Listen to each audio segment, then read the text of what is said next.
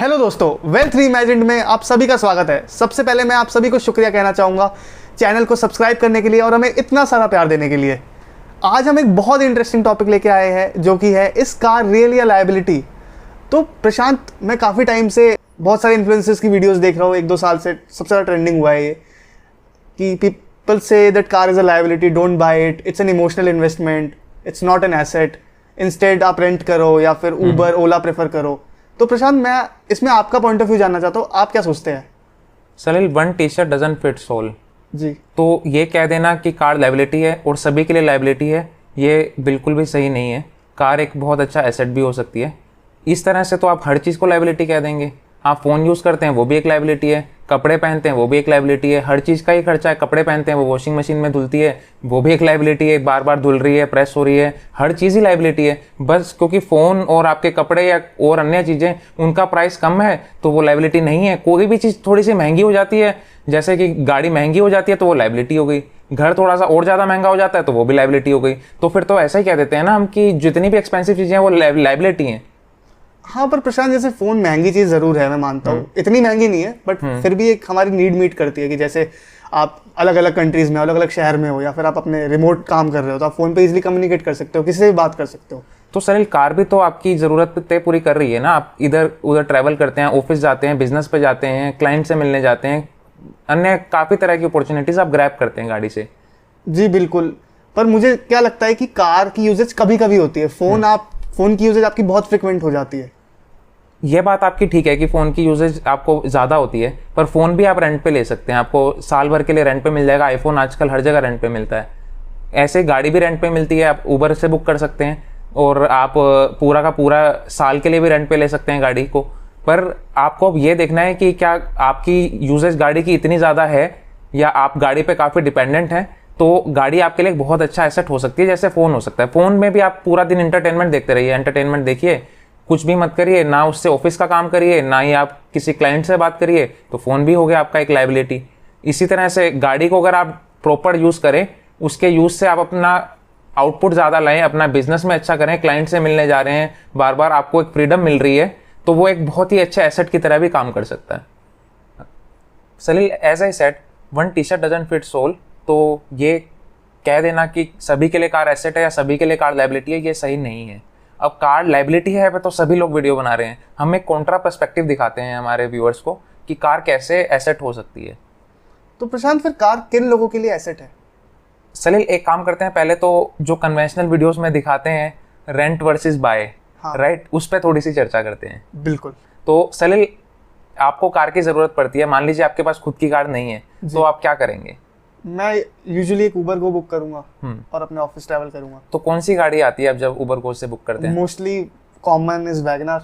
Okay, तो सलील, मैं कहता हूँ कि आप वैगनआर खरीद लीजिए, आपको सस्ती पड़ेगी वैगनआर को उबर से बुलाने के लिए। अब आपको यकीन नहीं होगा क्योंकि आपने लगभग सारी वीडियोस ऐसे देखी हैं कि renting is cheaper than buying a car, right? पर मैं कैलकुलेशंस करता हूँ, आप मुझे काउंटर कीजिएगा अगर आपको कुछ भी उसमें प्रॉब्लम लगे, बिल्कुल, है ना? तो एक CNG WagonR on road price रहता है लगभग 7.5 लाख रुपए का। ठीक है, 10-20 हज़ार रुपए ऊपर हो सकता है, पर उससे हमारी कैलकुलेशन में फर्क नहीं पड़ेगा। मोटा गणित करेंगे हम लोग, एकदम एक्यूरेसी 0.1% में कोई फर्क नहीं पड़ता, ठीक है ना? तो 7.5 लाख की ऑन रोड प्राइस पड़ता है वैगनआर गाड़ी का, है ना? मान लीजिए आप 40 किलोमीटर रोज का चलाते हैं, 20 किलोमीटर हो सकता है आपका वर्क प्लेस हो, वहां तक जाते हैं, वहां से वापस आते हैं 20 किलोमीटर, 40 किलोमीटर। मैं उदाहरण दे रहा हूँ क्योंकि मेरे लिए भी ये ट्रू है, मैं 20 किलोमीटर दूर जाता हूँ ऑफिस, 20 किलोमीटर वापस आता हूँ।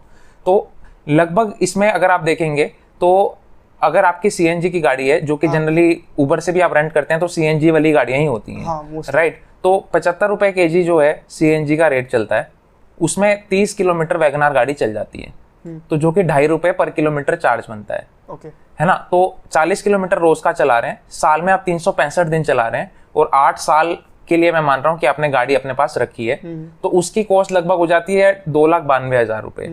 मैं कहता हूँ कि इन्फ्लेशन से हर साल 5% सीएनजी का रेट भी बढ़ेगा, तो भी प्राइस आपका बन जाएगा कुछ 3,44,000 रुपए, ठीक है? तो उसके बाद आप कहेंगे कि गाड़ी की तो सर्विस भी होती है, बिल्कुल सही बात है। मैं कह रहा हूँ कि मान लीजिए आप शोरूम में सर्विस कराते हैं, कराने को तो लोग बाहर भी कराते हैं, पर मैं बेस्ट केस लेके चलूंगा, 8,000 रुपए की सर्विस कराते हैं, अब साल में 2 सर्विस कराते हैं, 16,000 रुपए हो जाता है, और 8 साल आप सर्विस कराते हैं लगभग 1.5 लाख रुपए हो जाता है। इन्फ्लेशन भी मैंने जोड़ लिया इसमें कि थोड़े थोड़े प्राइसेस बढ़ते हैं सर्विस के, और पर एक फैक्ट ये भी रहता है कि शुरुआत में सर्विस चीपर होती है और इवेंचुअली सर्विस बढ़ती है ना। अब आप कहेंगे इंश्योरेंस भी होता है गाड़ी का, तो जब आप कैब करते हैं वहाँ इंश्योरेंस नहीं होता, तो कैब की वो इंश्योरेंस की भी कॉस्ट देख लेते हैं हम। इंश्योरेंस 15,000 रुपए के करीब में आपका इंश्योरेंस हो जाएगा वैगन आर का, है ना। और 8 साल के लिए करेंगे तो 1.5 लाख रुपए इंश्योरेंस का होगा, राइट। फिर आप कहेंगे कि 5 साल में गाड़ी इतनी चल जाती है कि टायर बदलवाने पड़ते हैं, तो इन्फ्लेशन को भी जोड़ के मान लीजिए 30-35 हजार रुपए आपका टायर बदलने का खर्चा आ गया, है ना। अब 8 साल आपने गाड़ी चलाई, 7.5 लाख की आपने गाड़ी ली थी, आप 1.5 लाख की तो उसे बेच सकते हैं। अब कोई कहेगा कि नहीं 1.30 में बिकती है, 1.70 में बिकती है, हम मोटा गणित कर रहे हैं सलील यहाँ पे। तो लगभग ये सारा जोड़ के और लास्ट में 1.5 लाख रुपए हटा के गाड़ी की आपका जो खर्चा हुआ 8 साल वैगन आर चलाने का सीएनजी वाली, लगभग 12.5 लाख रुपए हुआ। इसमें जो खर्चे थे हमने इन्फ्लेशन भी एडजस्ट की है कि बढ़ते चले जाएंगे हर साल, है ना। अब 12.5 लाख रुपए आपका खुद की गाड़ी लेने का हुआ। तो सलील जैसे हमने अपनी खुद की गाड़ी के लिए कैलकुलेशन की, अब हम कैलकुलेशन करते हैं कैब के लिए। ठीक है। कैब भी हम 40 किलोमीटर पर डे की रेंट करेंगे लगभग, बिल्कुल, और लगभग 20 रुपए पर किलोमीटर कैब चार्ज करती हैं। आप कोई कहेगा कि नहीं 15-16 होती है, पर उसमें फिर आप ये नहीं ऐड कर रहे होंगे कि पर मिनट का भी उबर चार्ज कर लेती है और एक बेस फेयर और ऐड कर देती है और अन्य तरह के खर्चे जोड़ देती है। और सर्च प्राइसिंग में तो मैंने 30 रुपए किलोमीटर तक प्राइस देखे हैं, फिर भी मैं सर्च प्राइस और इन सब में नहीं जाऊंगा, सिंपल रखूंगा। हालांकि मैं अगर इसको प्रूव करने पे आ जाऊं, बढ़ाता चला जाऊं, तो कुछ भी कैलकुलेशंस कर सकते हैं, पर 20 रुपए से ही रखते हैं किलोमीटर, तो लगभग 23,36,000 रुपए हो जाते हैं। पर इसमें भी हमें काउंट करना चाहिए इन्फ्लेशन को, कि उबर भी हर साल औसतन 5% से बढ़ाएगा फेयर्स को, तो ये लगभग आपकी कॉस्ट हो जाएगी 27.5 लाख रुपए से ले। अब कहाँ 12.5 लाख रुपए और कहाँ 27.5 लाख रुपए, तो कहाँ से कार जो है चीपर हो गई। तो प्रशांत वो 7.5 लाख जो आप इनिशियली कार में इन्वेस्ट कर रहे हो, वो आपने कहीं और इन्वेस्ट कर दिए होते तो? हाँ, ये अच्छा आपने पॉइंट रेस किया है। बिल्कुल, अगर आपके पास 7.5 लाख रुपए होते, उससे गाड़ी नहीं खरीदते, तो आप इन्वेस्ट करते हैं। मैं मानता हूँ इंडेक्स फंड में आपने इन्वेस्ट कर दिए। अब हो सकता है कोई एफडी कराता, कोई उस पर और ज़्यादा रिटर्न ले आता, पर मैं औसतन मैं मान रहा हूँ कि इंडेक्स फंड में आपने इन्वेस्ट कर दिए, तो 12% रिटर्न के हिसाब से 7.5 लाख रुपए आपका हो जाता है 18.5 लाख रुपए, है ना। अब 18.5 लाख रुपए मतलब 7.5 लाख आपने लगाए थे, तो 11 लाख का आपका मुनाफा हो गया, ठीक है, राइट। 27.5 लाख रुपए का आपका खर्चा था, तो उसमें से 11 लाख का मुनाफा हटा देते हैं, तो बच गए 16.5 लाख रुपए। अब गाड़ी आपकी जब खुद की थी तो आपका बना 12.5 लाख रुपए खर्चा, जब आपने रेंट पे ली तो आपका बना 16.5 लाख रुपए खर्चा, तो अभी भी आप 4 लाख रुपए के मुनाफे में। प्रशांत ये तो काफी रोजी पिक्चर लग रही है मुझे। तो ज्यादातर लोग मैंने जो देखा है वो गाड़ी लोग लोन पे लेते हैं, तो आपको कॉस्ट ऑफ फंड नहीं ऐड करना चाहिए इसमें? कर लीजिए सलील आप कॉस्ट ऑफ फंड ऐड, पर फिर आप ये मत एक्सपेक्ट कीजिए कि 7.5 लाख रुपए आपने इंडेक्स फंड में इन्वेस्ट किए होते हैं। आपने तो लोन पे गाड़ी लिया, इसका मतलब आपके पास पैसे थे नहीं, तो वो 7.5 लाख के 18.5 नहीं हुए होते। तो उस हिसाब से भी जो गणित बैठेगा वो यही बैठेगा कि गाड़ी खुद की खरीदना चीपर ऑप्शन है। पर प्रशांत जैसे मैं गाड़ी खुद की लूंगा तो मैं वैगन आर सीएनजी की लूंगा, वो तो मोस्टली टैक्सी वाले चलाते हैं, मैं होंडा सिटी या क्रेटा या इको स्पोर्ट या इस तरीके की गाड़ी क्यों नहीं लूंगा? तो सलील आप ऐसी तरह की गाड़ी लेना क्यों चाहते हैं, पहले तो ये बताइए, आपको क्रेटा होंडा सिटी में क्या अच्छा लगता है जो वैगन आर में नहीं है? प्रशांत मुझे उनके सेफ्टी फीचर्स अच्छे लगते हैं, साथ में एक कंफर्ट भी है, मेरे लिए ये रीजन है। तो सलील जब आप अगर उबर रेंट पे बुला रहे हैं तब आपको अपनी सेफ्टी की कोई चिंता नहीं है। एक बात बताइए कि जब आप खुद की गाड़ी में जा रहे हैं तो आपको लग रहा है कि एक्सीडेंट हो जाए तो मैं बच जाऊं, सेफ रहूं, तो आपका जो गाड़ी का ड्राइवर जब कोई और चलाएगा तब तो आपने अपनी लाइफ का रिस्क किसी और को दिया हुआ, तब आपको आपकी सेफ्टी की कोई चिंता नहीं है। आपको वहां पे भी तो सेफ्टी का सोचना चाहिए ना। और आप जिस कंफर्ट की बात कर रहे हैं, कैब में तो आपको कंफर्ट नहीं चाहिए, आप जैसे मर्जी झटके खाते हुए चले जाएंगे, पर खुद की गाड़ी है तो आपको अच्छी हाइट वाली गाड़ी चाहिए, रोड क्लियरेंस वाली, ताकि झटके ना लगे। तो वो आप एप्पल को एप्पल से कंपेयर कीजिए ना, एप्पल एंड ऑरेंज को कंपेयर मत कीजिए। तो प्रशांत फिर सबका एवरेज रनिंग डेली 40 किलोमीटर ही होता है, तो सलील यही तो ड्यू डिलिजेंस करनी है हमें। किसी का 60 भी हो सकता है, 60 हो रहा है तो और ज्यादा आपके लिए एसेट हो गया, 40 की जगह पे 10 ही है तो आपके लिए लाइबिलिटी हो गया। तो मैं तो यही कह रहा हूँ, one T shirt doesn't fits all. तो बस लेबल मत करो कि गाड़ी लाइबिलिटी है, या लेबल मत करो कि गाड़ी एसेट है। सेम चीज किसी के लिए एसेट हो सकती है, किसी के लिए लाइबिलिटी हो सकती है। Do your own due diligence. Definitely diligence करना बहुत ज़रूरी है। तो प्रशांत मैं जानना चाहूँगा, और भी आपके पास कोई मेजर रीजंस है जिससे आपको लोगों को कार खरीदनी चाहिए? हाँ सलील, एक और इम्पोर्टेंट रीज़न है अपॉर्चुनिटी कॉस्ट ऑफ एनर्जी। अभी तक हमने पिछले वीडियो में बात की थी opportunity cost of time, right. लोग बात करते हैं अपॉर्चुनिटी कॉस्ट ऑफ मनी, जी आज हम बात करते हैं अपॉर्चुनिटी कॉस्ट ऑफ एनर्जी। आप अगर दो वे हैं, अगर आप गाड़ी आपके पास नहीं है, या तो पब्लिक ट्रांसपोर्ट लेंगे या फिर कैब को रेंट करेंगे, जी राइट। आप पब्लिक ट्रांसपोर्ट से जाएंगे, बहुत अब लोग हो सकता है कि कहें कि पब्लिक ट्रांसपोर्ट तो बहुत चीपर है, हम कैब वर्सेस ये क्यों कर रहे हैं खुद की गाड़ी। इंडिया में पब्लिक ट्रांसपोर्ट इतना अच्छा नहीं है सलील। अगर आप बहुत अच्छी जॉब या बहुत अच्छा बिजनेस कर रहे हैं तो आप पब्लिक ट्रांसपोर्ट से जाएंगे तो हो सकता है आपको खड़े होकर जाना पड़े, आपकी पूरी एनर्जी ड्रेन हो जाएगी, फिर वापस आते हुए फिर खड़े होकर आएंगे, वापस आपकी एनर्जी ड्रेन हो जाएगी, तो कहीं ना कहीं वो आपके काम को अफेक्ट करेगा, राइट।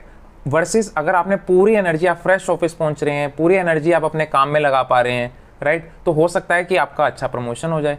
आपकी हाउस होल्ड इनकम 20 लाख थी, सब लोग कंफर्टेबली ऑफिस पहुंचते हैं, अपना पूरा एनर्जी काम पे लगाते हैं, हो सकता है प्रमोशन होकर अगले साल आपकी इनकम 28 लाख हो जाए, तो पूरी वैगनार तो आपने एक साल में ही निकाल दी ना, राइट। तो अपॉर्चुनिटी कॉस्ट ऑफ एनर्जी बहुत ही महत्वपूर्ण कारण है। और दूसरा है फ्रीडम टू ट्रैवल एनीवेयर। एक बहुत ही कहावत है कि इंसान जो है उसकी कैपेबिलिटी और उसका जो आउटकम है वो डिपेंड करता है वो कितना मूव कर पाता है, राइट। एक लेबर क्लास है या बेसिकली होम में जो काम करते हैं, राइट, अगर ये लोग हैं जो इन लोगों का मूवमेंट बहुत ही लिमिटेड है, ये सेक्टर में ही घूमते रहते हैं। फिर कुछ लोग काम के लिए थोड़ा दूर जाते हैं, फिर कुछ लोग हैं जो इंटर स्टेट भी ट्रैवल करते हैं, जहां जो अपॉर्चुनिटी मिलती है वो लेते हैं। हमारे बड़े बड़े प्राइम मिनिस्टर, डेलीगेट्स और बहुत ही ग्लोबल लेवल के जो बिजनेसमैन है वो अलग अलग कंट्री में ट्रैवल करते हैं, राइट। तो जितना आपको फ्रीडम मिलती है, जितना आसानी से आप ट्रैवल कर सकते हैं, उतना आपके लिए अपॉर्चुनिटीज भी बढ़ती हैं। बहुत जो वेल्दी लोग हैं वो तो चार्टर खरीदते हैं, क्योंकि उनको चार्टर खरीदना भी लगता है कि एसेट है, उससे वो नॉन इंटरप्शन के साथ इधर उधर जहां भी जाना है, वो अपनी जो अपॉर्चुनिटी कैच करनी है वो झट से कर पाते हैं। तो वो जो फ्रीडम ऑफ मूवमेंट है ना, उसको हम कैलकुलेट भी नहीं कर पाएंगे एक मैथ्स की कैलकुलेशन से कि कितना हमने उससे अपॉर्चुनिटीज ग्रैब करके पैसे कमा लिए। तो ये एक बहुत ही इंपॉर्टेंट दूसरा रीजन है। तो प्रशांत, फिर हम सबको क्या वैगनार ले लेनी चाहिए? नहीं सलील, वैगनार का एग्जांपल हमने इसलिए रखा क्योंकि हम उबर से ज़्यादातर जब रेंट करते हैं तो वहाँ से वैगनार आती है, तो हमें एक फेयर कंपैरिजन करना था। तो कितने की गाड़ी होनी चाहिए? आप होंडा सिटी भी ले सकते हैं, क्रेटा भी ले सकते हैं, अगर आप उसको इजीली अफोर्ड कर सकें। मेरा एक मानना है, जो मेरी कैलकुलेशन है, आप अपने साल की हाउस होल्ड इनकम की 30-35% लगभग, यानी 4 महीने की जो आपकी हाउस होल्ड इनकम है, या ज़्यादा 5 महीने की भी आप जो है खर्च कर सकते हैं गाड़ी खरीदने में। मान लीजिए आप 2 लाख रुपए महीना आपके हाउस होल्ड इनकम है, तो अगर आप वैगनार लेंगे तो आपको बिल्कुल पिंच भी नहीं होगी, आप ऐसे सवाल भी नहीं करेंगे कि एसेट है लायबिलिटी है। 4 लाख रुपए होगी तो आप आराम से क्रेटा खरीद सकते हैं, आपको कभी फील नहीं होगा कि वो एसेट है या लायबिलिटी है, जैसे फोन खरीदते हुए आपको नहीं होता है ना। पर बाकी हर किसी की खुद की चॉइस है, क्योंकि सपनों की तो कोई कीमत नहीं होती। अगर आपका सपना ही, आपकी एस्पिरेशन ही है कि आपको महंगी गाड़ी लेनी है, आपको उससे खुशी मिलती है, उससे आप खुश होने की वजह से और बेहतर अपनी लाइफ में कर पाते हैं, तो it's completely your choice. 30 to 40% of house hold income से ज़्यादातर लोगों को कुछ भी इम्पैक्ट फील नहीं होता। प्रशांत ने ब्यूटीफुली समराइज किया कि one T shirt doesn't fit all. हम ये नहीं कह सकते कि गाड़ी एक लायबिलिटी है या गाड़ी एक एसेट है। There is no universal statement like this. तो आपको भी मैं यही सजेस्ट करूँगा कि आप ये चीज़ आइडेंटिफाई करें कि गाड़ी आपके लिए क्या एसेट है या liability, after doing all the calculations and due diligence. और इस चीज़ को ज़रूर कमेंट कीजिए after doing your research. And thank you so much guys for watching a video. Please subscribe to the channel, like this video, share it with your friends if you like the video, and हम इसी तरीके से और भी जानदार interesting topics लाते रहेंगे। और आपकी कोई चॉइस है, आप कोई चाहते हैं कि आपका टॉपिक यहाँ पे डिस्कस करा जाए, तो आप प्लीज़ उसको कमेंट कीजिए। And thank you so much.